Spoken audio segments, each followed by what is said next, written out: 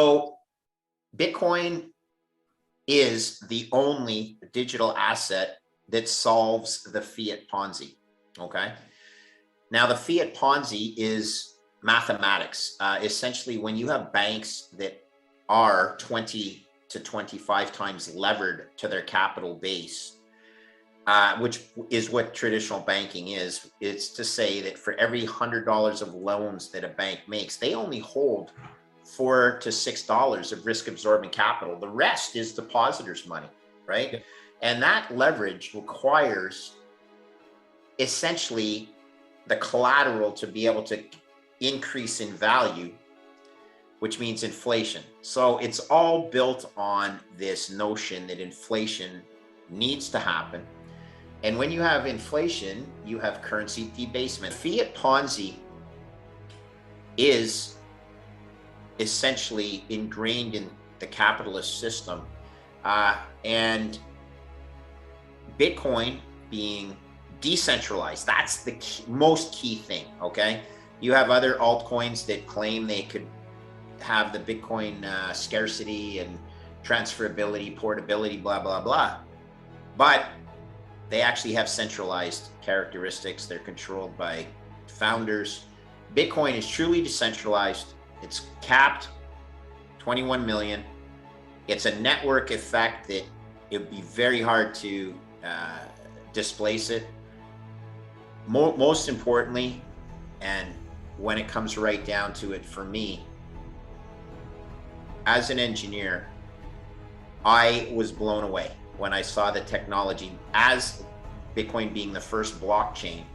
There's a first mover advantage, but you know, the network itself, the nodes, the miners, all the things that are currently exist after 13 years, but that's a lifetime in the life of digital assets.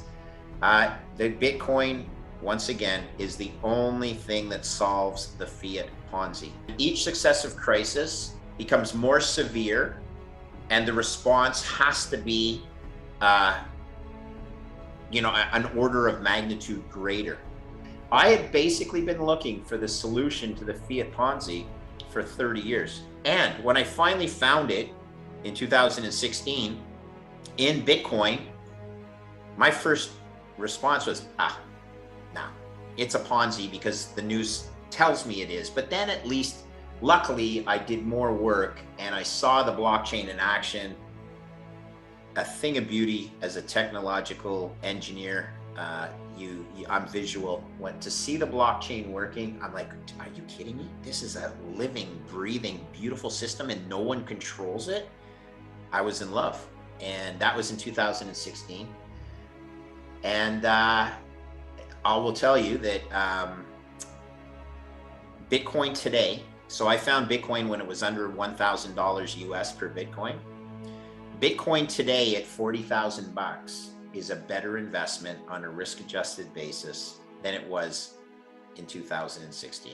And the answer is, the reality is as simple as this.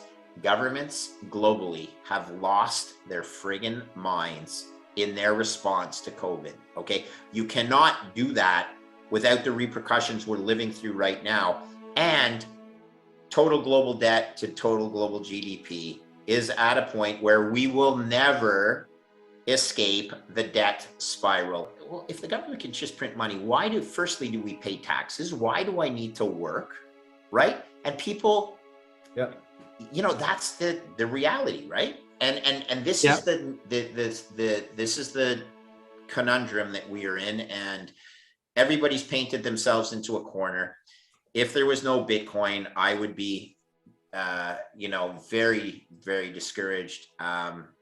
But we have that solution, and my goal is to help educate the world as to why Bitcoin will solve these problems and allow people to prosper in lockstep. We don't want it to happen quickly, and we actually want to develop a parallel system called Bitcoin, where it doesn't mean you can't have a reserve fiat currency, which is the US dollar, but that's like your checking account.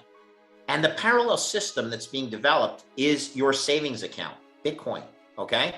And like any network transfer that happens, imagine you've run successful corporations. Just stick with me here because I'm not that technically inclined, but imagine you decided to change all your systems from MS-DOS to iOS.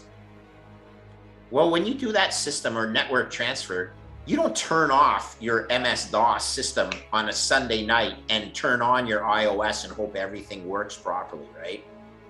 You operate the systems in parallel and iron out the kinks. And that's what I'm hoping happens with Bitcoin. There'll be countries that adopt it, like El Salvador, and that's cool. But look, what I need to stress is, as much as I love El Salvador, the GDP of El Salvador is less than the GDP of the city, the greater Miami area, okay? Like, it's far more substantial that Miami is adopting Bitcoin on a global macro basis than El Salvador. The fiat Ponzi will become destroyed because that's what history has showed. Every single fiat fails. Roman empires, trimming the edges off of gold coins, throwing your fiat into the streets in Venezuela. Oh, that could never happen in the USA. I don't know. USA's already defaulted once. And you'll say, when was that? And I'll say 1971, when they went off the gold standard. And that's a default, people. Don't sugarcoat it. And fiats always fail.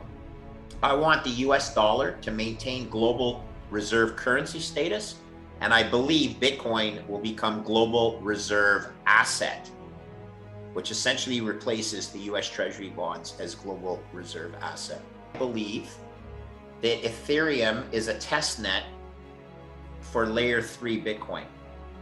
And any successful token that's issued on Ethereum will want to be and gravitate to a truly decentralized blockchain, so you don't get rug pulled by Ethereum when it goes from proof of work, proof of stake, and the gas fees go through the roof and they haven't solved anything.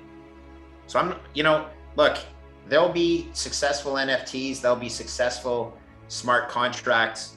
I believe those will eventually find their way to the most secure and most decentralized blockchain out there, which is Bitcoin, layer 3 solutions. Does it mean that I don't advise people to own Ethereum? No, I'm not that smart. I think Ethereum moves in lockstep in the short term with Bitcoin. It probably has a higher, it's a higher beta digital asset.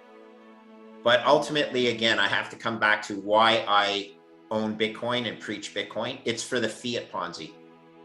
And Ethereum doesn't solve it. You can ask Vitalik himself, what is the supply of Ethereum? And his answer is, well, it's difficult. I don't want that to be the answer, Vitalik. I want to know exactly what the heck is the supply of Ethereum at any one point in time. I'm a Bitcoin maxi-ish. Well, I'm not going to tell other people to don't explore these things. Just do your homework. And I would never recommend you owned more of these other digital assets than you do of Bitcoin. So if I finally convince you to put 10% of your portfolio in digital assets, please don't come back and say, I own 1% of Bitcoin and 9% of shitcoins, okay? I recommend you go out there and read the Fidelity Investment Report on the difference between Bitcoin and the other altcoins. And paraphrasing, the second largest asset manager in the world, there's Bitcoin, and then there's shitcoins. Focus on the donut, not on the whole, okay? There are risks in every investment, but focus on what Bitcoin could be, not what it, the risk that it won't be. And I'll just flip it back. Bitcoin is trading at 2% of my target price right now, 2% chance of my target price being achieved. I'm not telling you have to believe 100%, but even if it goes to 20% of my price target, that's $400,000, you knuckleheads. Stop overthinking things. Yes, there are risks, but that's only a 40 or, a 20% chance. Mm-hmm. That means 80% chance I'm giving you that you could be, there could be a solar flare that knocks out everything in the world, all internet. Well, I think we have a bigger problem than not being able to tap into the internet if we get hit by a solar flare, okay? Like, stop with your what if this, what if that. Yes, they are risks. This is the best asymmetric return opportunity I have ever seen in 30 years of managing risk. Okay? Yep.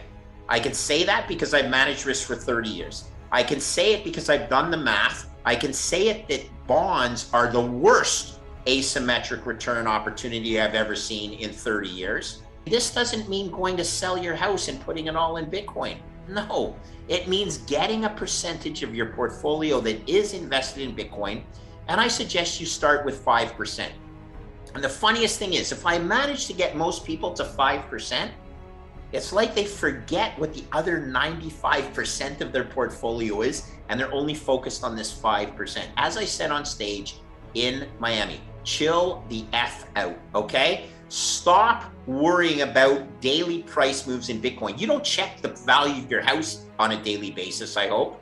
And even if you could, you know, you can't, but